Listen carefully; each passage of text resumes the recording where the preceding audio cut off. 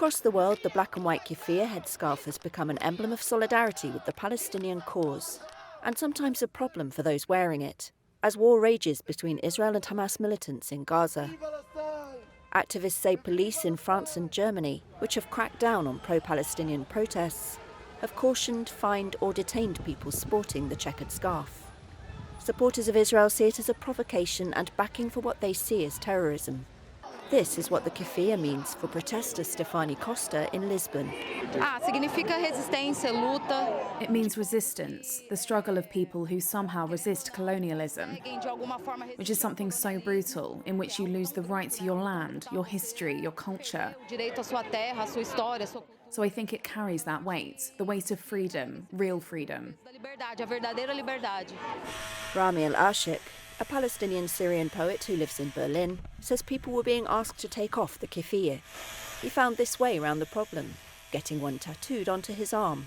Israel supporters say wearing the keffiyeh shows a disregard for the 1,200 Israelis killed in a cross-border raid by Hamas militants on October 7th, which triggered Israel's assault on Gaza.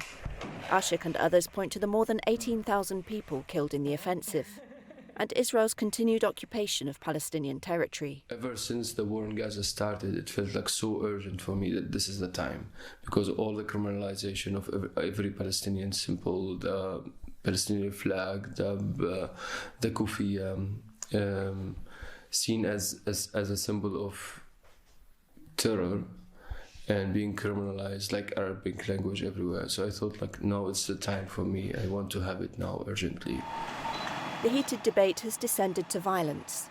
In Vermont in the United States last month, 3 college students of Palestinian descent, 2 wearing keffiyehs, were shot, leaving 1 paralysed. The keffiyeh, pronounced keffiyeh in formal Arabic, has long been a symbol of Palestinian nationalism. Late PLO leader Yasser Arafat was rarely photographed without one, folded in the shape of historic Palestine. In Hebron, in the Israeli-occupied West Bank, the looms are working full tilt. This is the Hirbawi keffiyeh factory, the last on Palestinian territory. Online orders have soared since Israel started striking Gaza. With a monthly capacity of 5,000 keffiyehs, it will take years to fill the backlog of 150,000 people who've expressed interest. That's according to Nael El-Kassis, Hirbawi's partner in Europe, who spoke to Reuters in Lisbon. It was like switching the light on, you know. It was like we were selling very slow, and then suddenly we had a huge demand on keffiyehs. In general, when there is a conflict, symbols play a very important role, and keffiyeh is not an exception. The traditional headscarf first took on a political significance with the revolt against British rule in the late 30s, when rural guerrillas covered their faces with the cloth, historians say. The black and white pattern came in the 1950s, they say, when British Commander General John Glubb assigned it to Palestinian soldiers in the Arab Legion to distinguish them from the Jordanians' red and white. It was later adopted by Palestinian militants.